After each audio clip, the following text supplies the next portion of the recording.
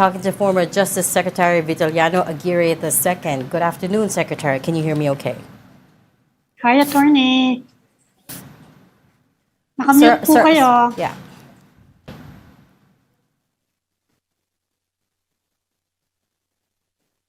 Wala Sir, I pa. think you're still on mute. Nakamute. Hi, good afternoon, Ami. Ayan na, okay na. Okay Good na. afternoon, playing Could you hear us okay, sir? Kamusta, yung Attorney? mga kasabay-bay. Okay na siya. Sir, can you hear us okay? Yes, I could hear you. Okay, perfect. So we brought you on today so you could react to the latest development on the war on drugs case at the ICC. Of course, by now you know that you were named as a co-perpetrator in that war on drugs. This is based on two of your roles. First, as former President Duterte's lawyer, and next as Justice Secretary from 2016 to 2018. The ICC alleged that you were a part of a criminal structure and shared a common plan to neutralize alleged criminals back then. Can I have your reaction, please? This is a completely false accusation. Actually, the first one that's supposed to be coming from way back in 2010 when I lawyered for President Duterte and some policemen there. That was in 2010. That was before the Philippines became a member of the ICC. I didn't know that lawyering or practicing my profession as a lawyer in the Philippines would be a crime in The Hague. So, actually, and in the Philippines, it is an absolutely privileged communication, anything between a client and a lawyer. So why is it that I am, or that instance of lawyering or being a lawyer for Duterte be cited as one of my violations? Is it a crime in The Hague, but not in the Philippines?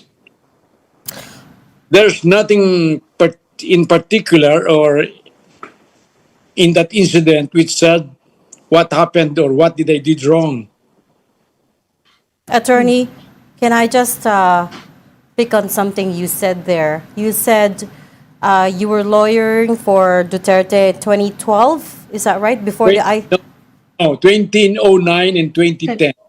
I think it's in 2009. Okay. Or, Before the ICC, before the Philippines became part of the ICC, I don't think that timeline is correct. The Philippines signed the Rome Statute in December of 2000 and ratified this August of 2011. But essentially, we had signed in as early as 2000. Yeah, but before you ratify it, you have never been a member. It will be ratified by the Senate. That's the only time when you became a formal member of the ICC. Anyway, it's not material whether we are a member of the ICC or not. I believe that by being a lawyer for Duterte would never be a crime. No, even in anywhere else. So why cite it? What did I do? I did not. I just lawyer for Duterte. I just give them advice. I've never been a member of the AJK, if there's such a thing. I've never been a member of the Killing Fields. When you Attorney. say you lawyered for him in 2009, what were those cases about? Were they related to the so-called Davao Death Squad? You know, you remember in those years, Secretary Laila de Lima was then the chair of the Human Rights Commission. The president then was Pinoy Aquino. So Attorney, yung I went to Davao precisely because of the cases filed by Laila de Lima, which they could not even prove. That's why it was dismissed. It was during this time when they were in power. De Lima was then the secretary or the chair of the Human Rights Commission, and her president was then President Pinoy. yeah, and she was investigating the Davao Death Squad Correct. at that time. Ano? So yun yung case na hinandle niyo for then Mayor Rodrigo Duterte. Actually, I just gave advice. I went there only for one day. I did not Okay. any trial, except for the policeman which was charged here in Manila.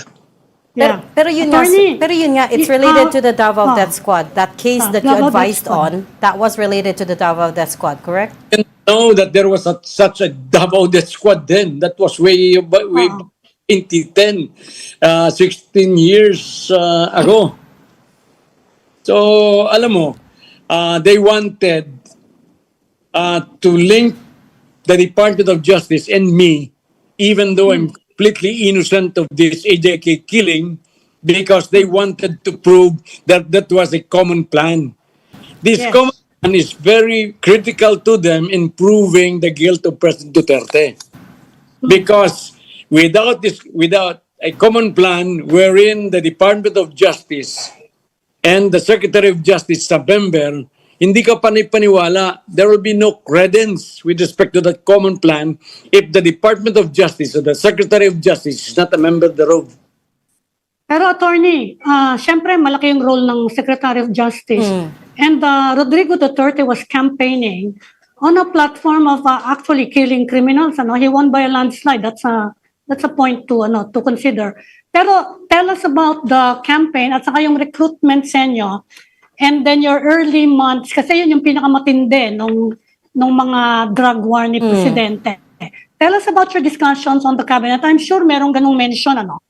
Ano yung mga napag-uusapan nyo? And you being the Secretary of Justice, wala bang consultation sa inyo? There was no such thing in the discussion in the cabinet about this. Wala. Completely innocent of this war on drugs. Of course, I'm aware of it. But of course, Yes. that these criminals, these drug lords, would be eliminated also, or at least they would be it will be stopped. Otherwise, without that, the Philippines could be worse than the Mexico or Colombia, for that matter. Pero You know- meron bang initiate? Because you're in charge of the prosecution service eh. Natatandaan niyo ba kung merong initiate na investigation?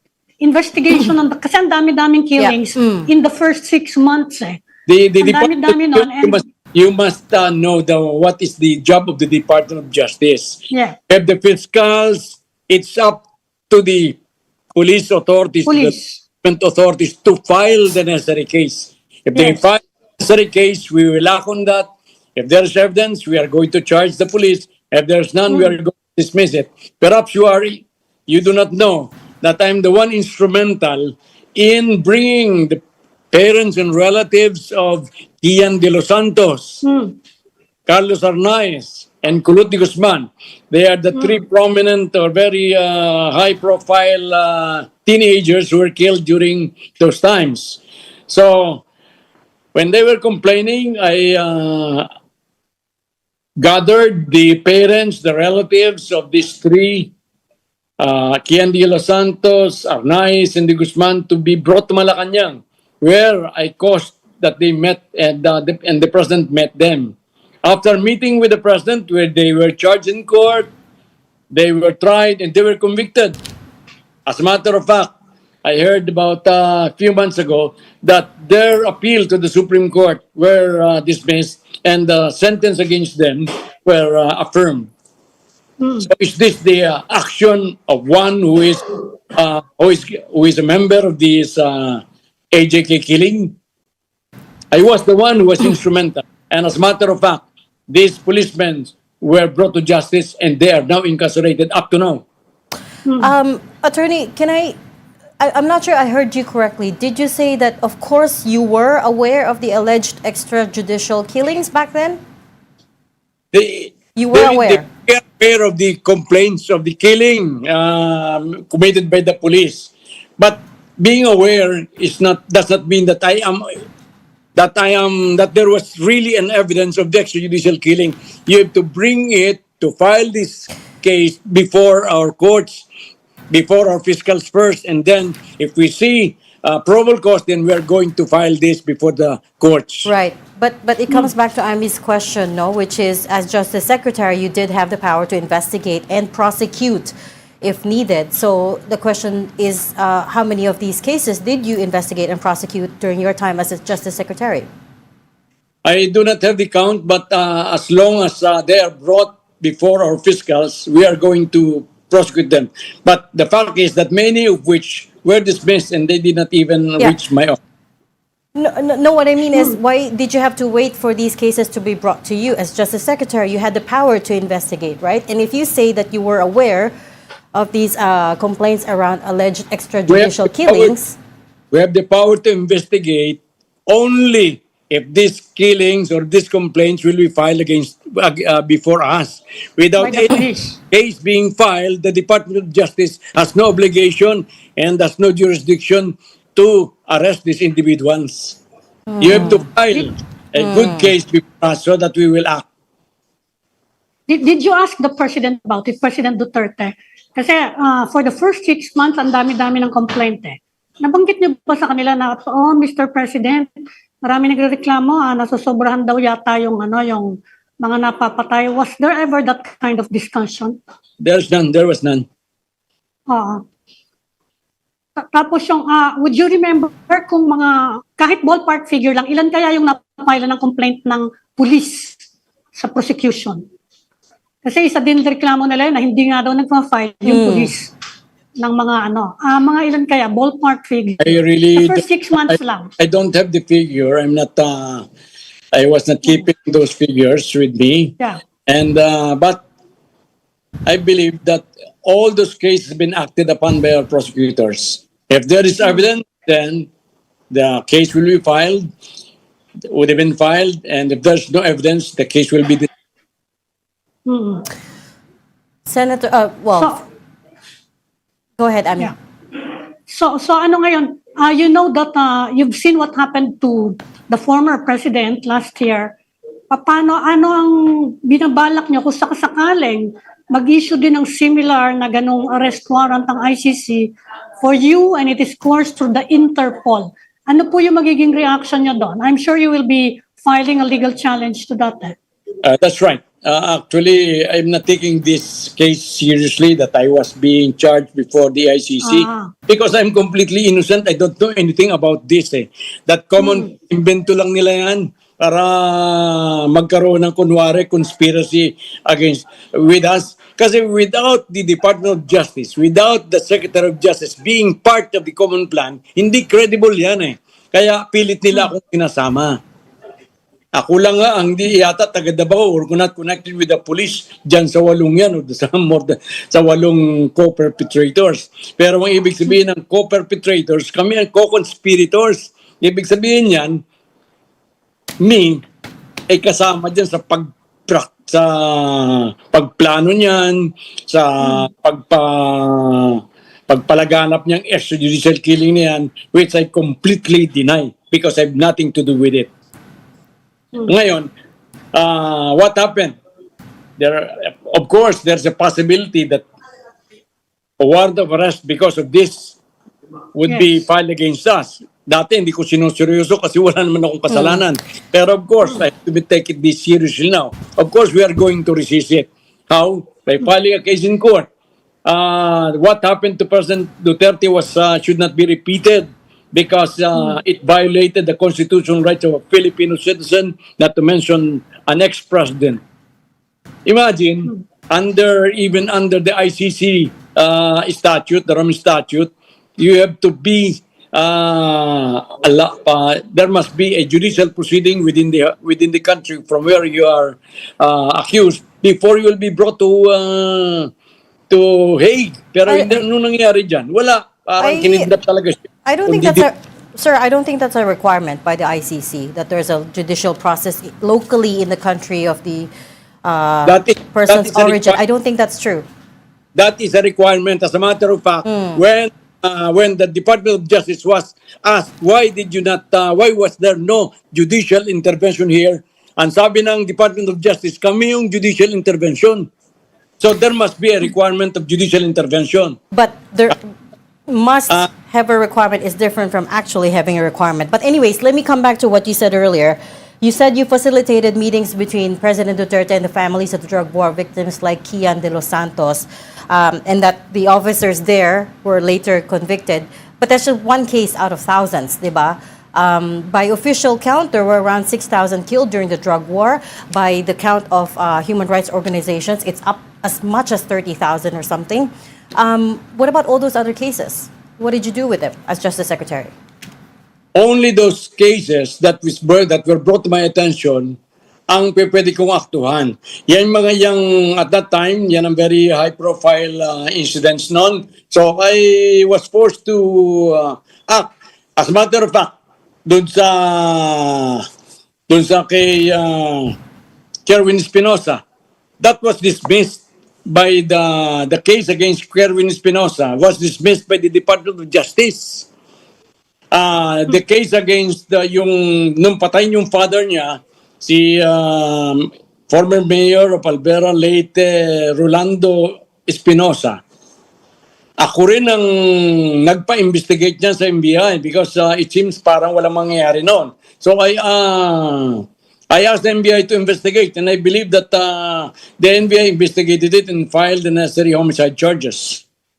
So ngayon, hanggang doon lang kami. Hindi wala na kaming jurisdiction doon sa pagpapatupad ng batas tungkol dito sa illegal drugs. So yung Espinosa case kasi kasama yung secretary dito sa ICC in yung charges. Ito yung pinaka-latest na yun, kasama yung kay Kerwin saka yung sa tatay ng Espinosa.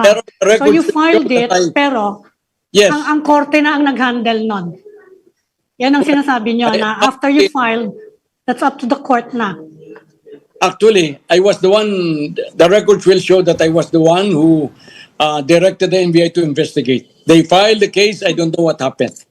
So may nakita kayo something wrong with the killing of the father dun sa jail. Oh, kasi very clear yun na paano tataka ko noon as a Secretary of Justice. Bakit ito mangyayari? Nakakulong na ito, ba't mamatay? Yes, nakakulong. So what I did is to direct the NBI to investigate. And I think the NBI investigated and filed the necessary charges. As to what happened to the courts, and while the case are in courts, I don't know. I mean, I'm just having trouble reconciling everything you say, attorney, to be honest. Kasi what I remember was that you were an incredibly powerful figure back then, right? Apart from being Duterte's lawyer, you were also Justice Secretary. You also at one point became NAPOLCOM Commissioner. And what you're saying is, hanggang dito lang yung jurisdiction yon, that's about as much as you can do.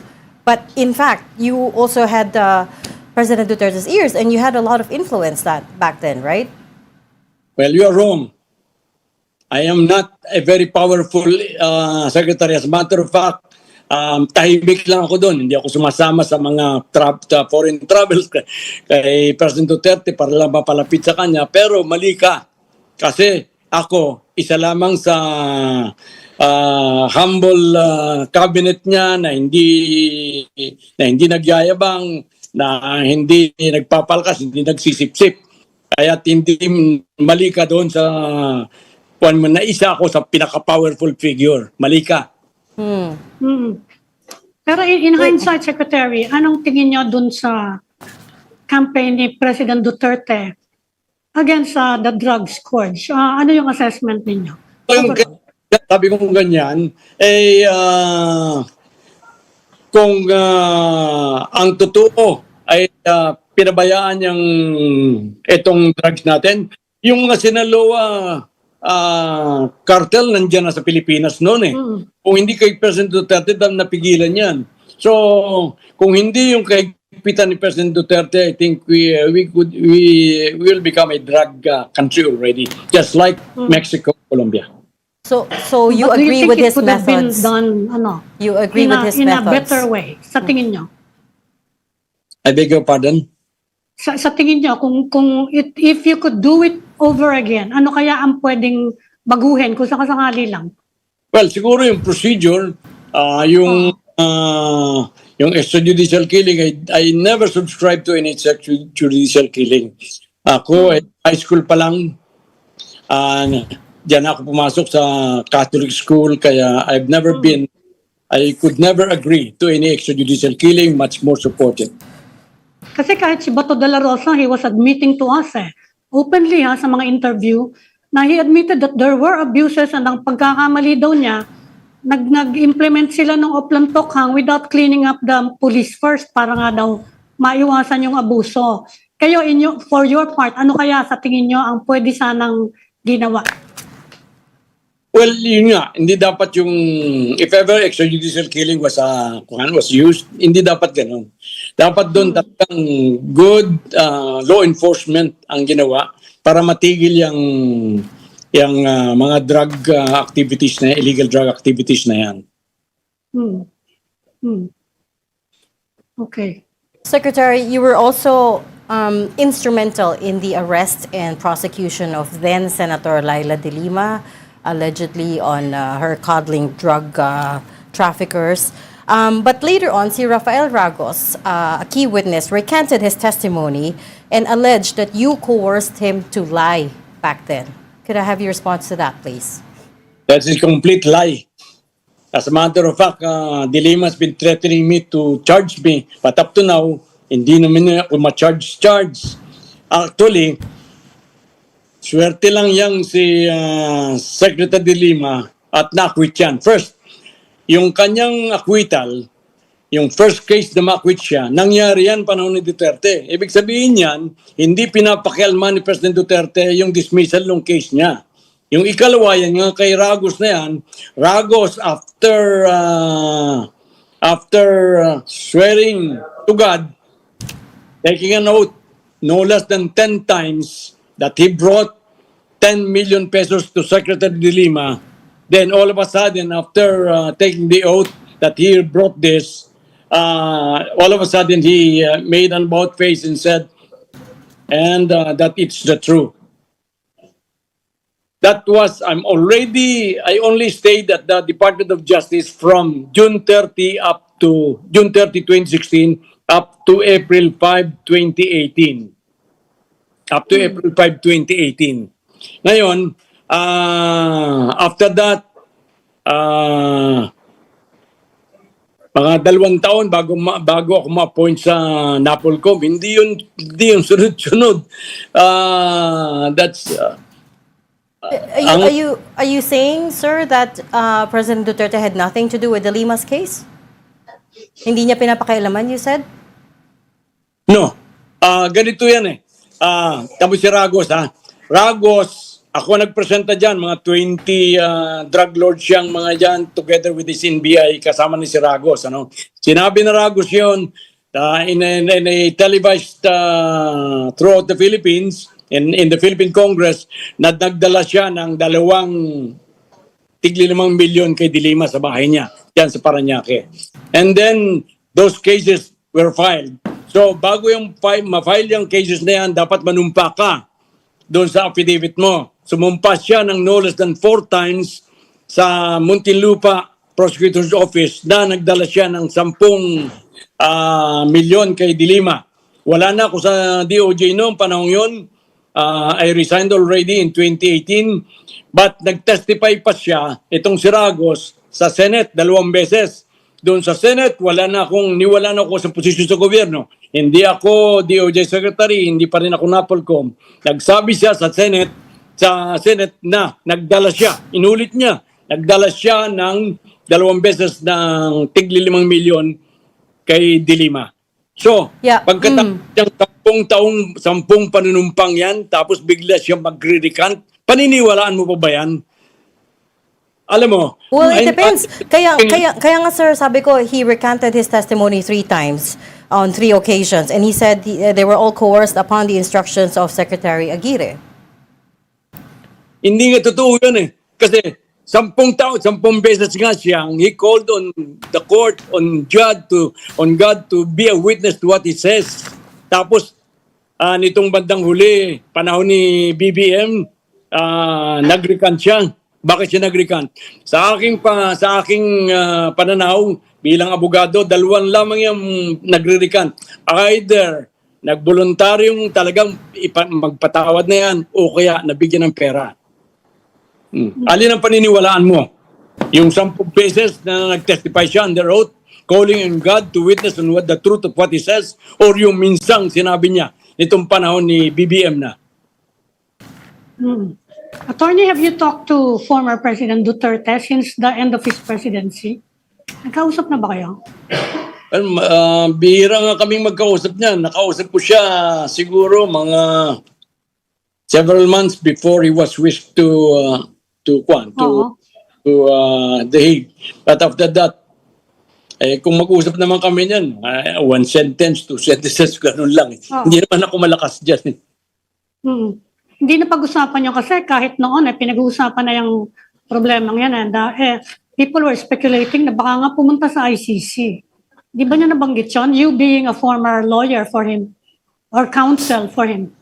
Well, lawyer din naman si President Duterte, alam niya man yan. So, I did not have the opportunity to advise him on that. Marami na siyang mga lawyers doon, nandiyan sila Secretary Panelo, and so many good. So, I believe na hindi na niya kailangan yung aking advice. Hmm.